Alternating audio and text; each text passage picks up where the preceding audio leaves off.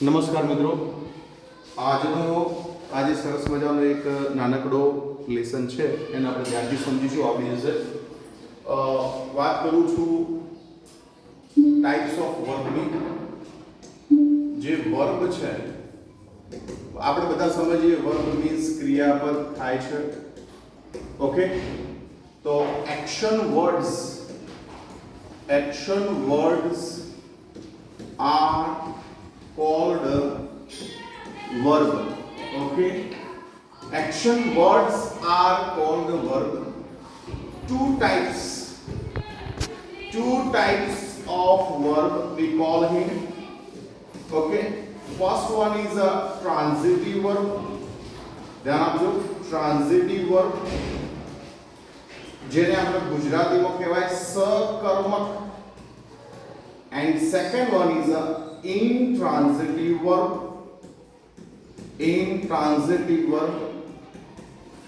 જેને આપણે ગુજરાતીમાં કહીએ છીએ અકર્મક. ઓકે મિત્રો, સેન્ટેન્સ કોઈ પણ સેન્ટેન્સ બનતું હોય છે વિધાઉટ વર્બ વગર ના બને. But action words R cold verb. Two type of verbs, there will be transitive verb one and second is the intransitive verb. No, we know very well.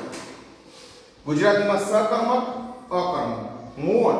હવે આપણે ટ્રાન્ઝિટિવ વર્બ શું છે, ઇન્ટ્રાન્ઝિટિવ, એકદમ simple વસ્તુમાં આવડી જશે રાઈટ નાઉ. અહીંયા લખ્યું છે કે ટ્રાન્ઝિટિવ વર્બ એટલે સકર્મક action verb needing a direct object to complete its meaning. જે એક્શન વર્બ હોય છે એને નીડ જરૂર પડે છે. સેન્ટેન્સ કમ્પ્લીટ કરવું હોય તો ઓબ્જેક્ટની જરૂર પડે. દાખલા તરીકે હું લખું કે Reena played.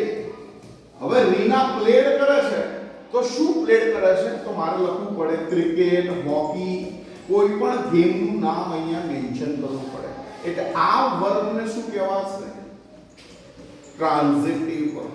Keep in the mind, એક ધ્યાન આપજો.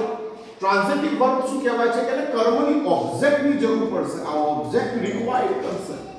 વિધાઉટ ઓબ્જેક્ટ વગર સેન્ટેન્સ કમ્પ્લીટ નહીં લાગે. એટલે કીધું છે action verb needing a direct object to complete its meaning. અહીંયા એક એક્ઝામ્પલ આપ્યું છે, આઈ sang a song. A song is an object. Now આપણે સમજી ગયા ગુજરાતી દેશી ભાષામાં જે ક્રિયાપદને કર્મની જરૂર પડે શાના માટે, કે વાક્ય પૂર્ણ કરવા માટે, એને ટ્રાન્ઝિટિવ વર્બ કહેવાય. Second, intransitive verb, action verb that does not need an object, meaning is complete. અર્થ પૂરો કરવા માટે ઓબ્જેક્ટની જરૂર નથી રહેતી, ડાયરેક્ટ સેન્ટેન્સ પૂર્ણ થાય. For example, baby laughed. Okay, હું લાફશો વોટએવર. વર્ડથી ક્વેશ્ચન પૂછે તો ઓબ્જેક્ટ નહીં મળે, કારણ કે ફૂલ સ્ટોપ છે, અહીંયા પૂરો આપણો અર્થ મળી જાય છે. દાખલા તરીકે લખું આઈ સ્લેપ્ટ, ઊંઘ્યો તો કમ્પ્લીટ સેન્ટેન્સ છે કે ઊંઘ્યો, જે ઓબ્જેક્ટની જરૂર પડતી નથી. That means intransitive verb meaning fall out કરે છે without object. Just for information we know, keep in the mind dear.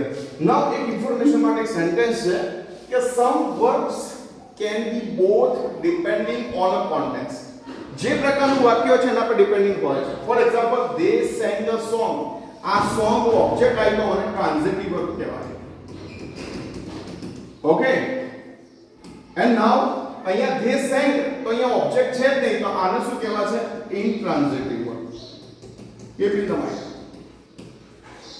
so and so આ એક અપવાદરૂપ સેન્ટેન્સ છે, આપણે keep in the mind આપવાનું છે. but we clearly know about it કે what is transitive verb and what is intransitive verb. Transitive verb need a object and intransitive does not need an object to complete the sentence. so and so એટલે સીધી simple વાક્યમાં કહી દઉં કે transitive વર્બને વાક્ય પૂર્ણ કરવા માટે ક્રિયાપદની જરૂર પડે, while ઇન્ટ્રાન્ઝિટિવ વર્બને વાક્ય પૂર્ણ કરવા માટે ક્રિયાપદની જરૂર રહેતી જ નથી.